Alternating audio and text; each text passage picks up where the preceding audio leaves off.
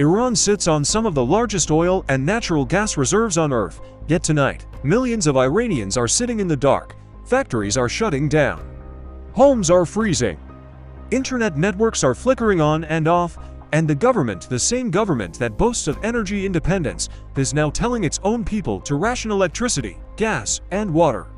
So here's the question that has policymakers in Washington, Beijing, and Moscow quietly asking right now. Is Iran's regime cracking from the inside, not because of war, but because the system itself is starting to break? That's what we're going to examine today. Not rumors, not viral slogans, but what we actually know and what it means. The Iranian energy paradox. Iran should not be in an energy crisis. By any objective measure, the country is an energy superpower. It holds one of the largest natural gas reserves in the world, and vast crude oil fields that have fueled global markets for decades. And yet, the Iranian government is now rationing electricity and gas. Officials are asking citizens to cut consumption by 10%. Industries are being shut down to conserve power. Entire regions are experiencing rolling blackouts. For ordinary Iranians, this isn't just inconvenient, it's humiliating. For decades, the ruling system has justified hardship under what it calls a resistance economy. The message has been simple: endure poverty today to resist foreign pressure tomorrow. But that message is now colliding with a harsh reality, because this time, the crisis isn't being caused by foreign bombs or invasion. It's coming from inside Iran's own economic engine. When protests move off the streets for years, protests in Iran followed a familiar pattern. People gathered in public squares, security forces moved in, the regime survived. But what's happening now appears fundamentally different. This time, unrest isn't just visible on the streets. It's showing up in places the regime depends on for survival. According to unconfirmed but widely circulated reports from social media and activist networks, workers inside Iran's energy sector, the backbone of the economy, began staging work stoppages. One video in particular spread rapidly online. It allegedly shows workers inside the South Pars gas complex, one of the largest natural gas fields on the planet, walking away from control rooms. If true, this is not symbolic protest. This is strategic pressure. Why South Pars matters? To understand why this matters, you need to understand what South Pars is. South Pars is not just another refinery. It is the heart of Iran's energy system. This single complex provides roughly 70% of Iran's total natural gas production. It heats homes, powers electricity plants, and feeds the petrochemical industry. But there's an even more critical detail, one most people outside energy circles never hear about. Iran's oil industry depends on gas from South Pars to function. Natural gas from South Pars is re-injected into aging oil wells to maintain pressure. Without that pressure, oil does not rise to the surface. No gas. No pressure. No oil. So if workers at South Pars truly stop work, even temporarily, the impact doesn't stay contained.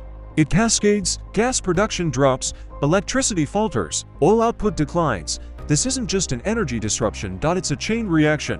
And everyone involved understands that. The workers know it, the government knows it. And foreign buyers are beginning to notice. The shadow of history for Iranians, this moment carries a heavy historical echo. In 1979, it wasn't mass protests alone that brought down the Shah. It was oil workers. When oil production stopped, the state ran out of money. When the money stopped, loyalty collapsed. That memory still haunts Tehran, and it's why reports of unrest spreading beyond South Pars and toward Iran's oil heartland are causing quiet alarm. Ahvaz and the oil heartland. Hundreds of kilometers away from South Pars lies Ahvaz, in Iran's oil-rich southwest. This region sits atop an estimated 80% of Iran's oil reserves.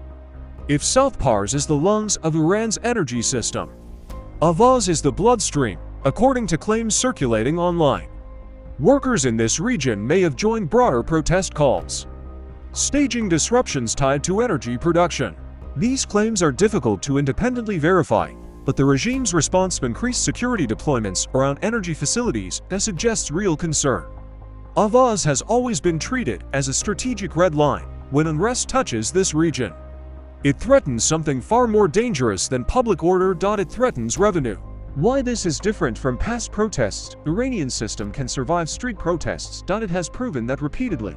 What it struggles to survive is economic paralysis. Energy revenue funds everything. Government salary security forces subsidies for operations.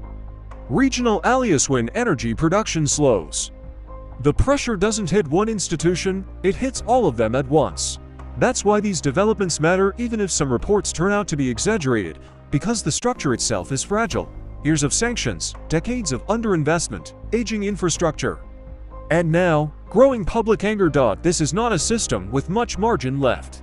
What this video is and is not. Before we go any further, it's important to be clear. This is not a declaration that Iran's government is collapsing. History teaches us to be cautious with such claims, but it is an examination of whether the regime is facing a new kind of pressure, one it is less equipped to control, pressure that doesn't come from foreign missiles, but from inside its own machine rooms. And that raises the next question: if Iran's energy sector falters, who else feels the shock? Because Iran does not exist in isolation. We'll widen the lens and look at why energy disruptions inside Iran are sending nervous signals to China and Russia, and why this crisis may extend far beyond Iran's borders. If Iran's energy system begins to falter, the consequences do not stop at its borders. What may look like a domestic crisis inside Iran quickly becomes a geopolitical problem, especially for two countries that have built major strategic bets on Tehran. China and Russia. For years, Iran's leadership believed it had found a solution to Western pressure. It called it the Look East strategy. The idea was simple: if Europe and the United States imposed sanctions, Iran would pivot toward Beijing and Moscow, offering discounted energy in exchange for political backing, investment, and strategic protection. For a time, that strategy appeared to work, but the current unrest is testing a dangerous assumption behind it: that Iran can reliably deliver energy, no matter what is happening inside the country. China's quiet dependence on Iranian oil. From China's perspective, Iran is not just another supplier. It is a critical discount supplier. Despite U.S.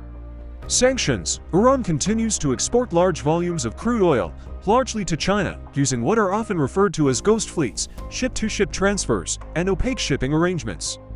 Estimates vary, but roughly 1 million barrels per day of Iranian oil are believed to flow into China. This oil matters because it is cheap. Iranian crude is often sold at a significant discount compared to global benchmark prices. That discount helps keep China's independent refineries profitable, especially in regions like Shutdown. But cheap energy only matters if it arrives consistently. And that is where unrest inside Iran becomes Beijing's problem. What happens if the flow slows? Reports suggesting disruptions in Iran's energy sector raise uncomfortable questions in Beijing. If workers strike, if production slows, if logistics break down, then tankers don't get filled. And if tankers don't get filled, Chinese refineries face a sudden gap in supply. Some industry analysts have suggested that certain Chinese refiners hold only weeks of reserves. If Iranian shipments are interrupted, that doesn't mean China would run out of oil, but it does mean higher costs. Beijing would be forced to turn to alternative suppliers, often at higher prices, including Russia, Saudi Arabia, or spot markets. That raises costs across Chinese industry, and China is extremely sensitive to cost instability. The problem with long-term deals: China and Iran signed a much-publicized 25-year strategic partnership agreement, often described as a $400 billion framework for cooperation. In theory, it offered Iran investment and political backing. In exchange, China would receive stable energy supplies, but contracts only matter if the supplier controls its own infrastructure. If Tehran cannot guarantee stability inside South Pars or Ahvaz, then the entire premise of long-term reliability collapses. From Beijing's perspective, the question becomes blunt: if Iran cannot control its own valves, how can it protect Chinese investments? China prizes stability above ideology. It does not abandon partners lightly, but it also does not tie itself to sinking ships. Uncertainty is the one thing Beijing hates more than sanctions. Russia's stake is even riskier for Moscow. Iran is not just an energy partner, it is a strategic corridor. Russia has spent years building alternative trade and logistics routes to bypass Western sanctions. One of the most important is the North-South transport corridor, linking Russia to India and Asian markets through Iran. This corridor depends on rail lines, ports, fuel availability. Security unrest inside Iran threatens all of it. Strikes, power outages, and infrastructure disruptions complicate logistics. Even limited instability can delay shipments and increase costs, and Russia cannot afford delays. Iran and Russia inside the oil market. There's another layer to this relationship. Russia and Iran coordinate within OPEC+, the group that influences global oil supply and prices. If Iran's production drops unexpectedly due to unrest, it introduces volatility into the market. Short-term price increases might benefit Russia, but long-term instability undermines coordination. More importantly, Iran's weakness reduces Russia's strategic depth in the Middle East. Iran has long served as a regional counterweight to U.S. influence, a logistical partner, a political ally in Syria. If Tehran becomes internally unstable, Moscow's regional posture weakens, and that has consequences far beyond oil prices. The illusion of strategic immunity. For years, Iran's leadership believed that aligning with China and Russia provided a form of immunity. That belief is now being tested. Because alliances are not built on sympathy, they are built on utility. If Iran's primary utility, energy and logistics, becomes unreliable, its value to partners diminishes, and neither Beijing nor Moscow is known for emotional loyalty. They are transactional powers. Pressure without a single shot fired. What makes this moment unusual is how the pressure is being applied. No airstrikes, no invasion, no naval blockade. The pressure is emerging from energy infrastructure, unrest, economic dysfunction. This is not classic warfare. It is systemic stress, and it is far harder to counter with missiles or riot police. Which brings us to the next layer of the crisis, because the greatest danger to Iran's leadership may not come from foreign capitals, but from within the very institution that has kept the system alive, the Islamic Revolutionary Guard Corps. Now, we'll look at how Iran's energy crisis threatens the financial backbone of the regime itself, and why cracks inside that structure matter more than any street protest.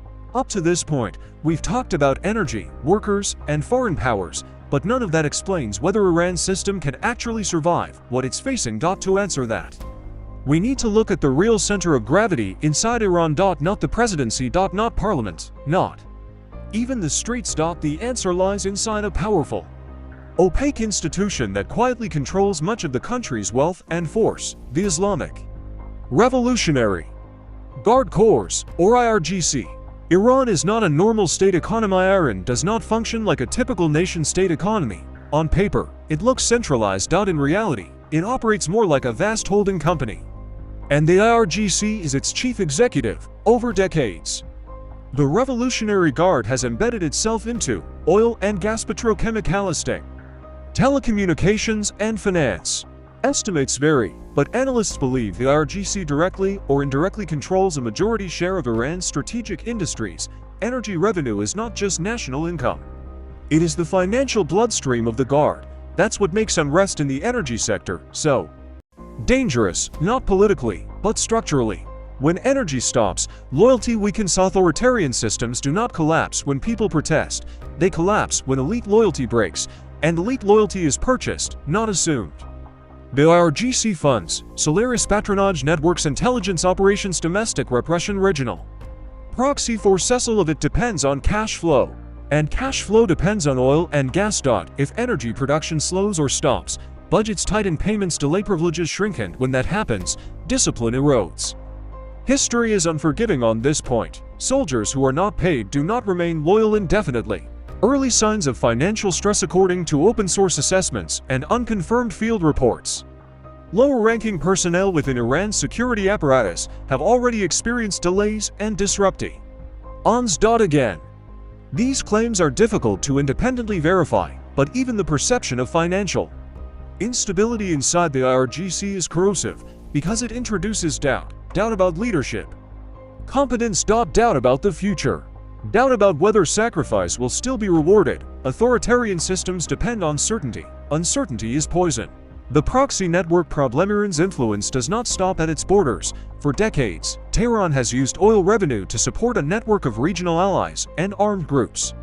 What it calls strategic depth, from Lebanon to Syria, Iraq, and Yemen.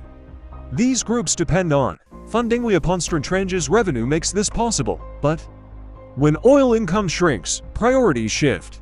Domestic stability comes first. And foreign commitments become liabilities. If Iran cannot fund this network, its regional deterrence weakens, and not overnight, but steadily. And when deterrence weakens, leverage fades. Power outages and control failures. There is another, less obvious consequence of an energy crisis.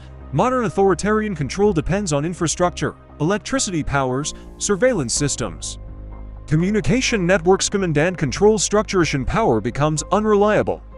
So does coordination. Reports of rolling blackouts and internet disruptions inside Iran have already raised concerns about fragmented command chains. Local units unable to receive clear orders, delayed responses, confusion at the margins. These are not signs of collapse, but they are signs of stress. And stress accumulates. The leadership's credibility gap. Nothing exposes a regime's disconnect faster than tone-deaf leadership during crisis. Statements attributed to senior officials urging citizens to conserve energy while appearing insulated from hardship have fueled resentment. Whether all recordings circulating online are authentic is beside the point. The perception is what matters. When people believe leaders do not share their pain, legitimacy erodes. And once legitimacy erodes, repression becomes more expensive, economically and politically. Why this is not 1979, and why it still matters. Many observers compare today's unrest to the events leading up to Iran's 1979 revolution. There are similarities, but there is one critical difference. In 1979, revolution was fueled by hope, the belief in an alternative future. Today, what drives unrest is anger. Anger at corruption, anger at mismanagement, anger at being asked to sacrifice endlessly. Anger is harder to organize, but also harder to extinguish. And the current system lacks what the Shah once had: vast financial reserve. Strong international backing. Iran today is more isolated, more sanctioned, and more economically constrained. That does not guarantee collapse, but it does reduce resilience. Cracking is not the same as falling. So, is Iran's regime cracking? The honest answer is this: we are seeing stress fractures, not a final break. Energy disruptions, labor unrest, foreign uncertainty. Financial pressure inside elite institutions. None of these alone topple a system. Together, they weaken it. And weakened systems behave unpredictably. They overreact, they miscalculate, they alienate allies. That is where danger lies. The quiet shift of the battlefield. What makes this moment historically significant is where pressure is being applied, not on battlefields, not in diplomatic chambers. But in control rooms, refineries, power stations. Struggle is no longer about slogans in the streets. It is about valves, switches, and budgets, about whether a system built on control can function when the machinery itself is under strain. Final thought: regimes rarely fall the moment observers predict. They fall when internal mechanisms stop working, quietly, unevenly, and often invisibly. Iran's future will not be decided by one protest, one strike, or one speech. It will be decided by whether the system can still pay, power, and command. And right now, for the first time in years, those foundations are under real pressure. That is why the world is watching, and that is why this story matters. You've seen regimes rise and fall before. Based on what you've heard today, does this feel like a turning point, or just another crisis Iran will survive?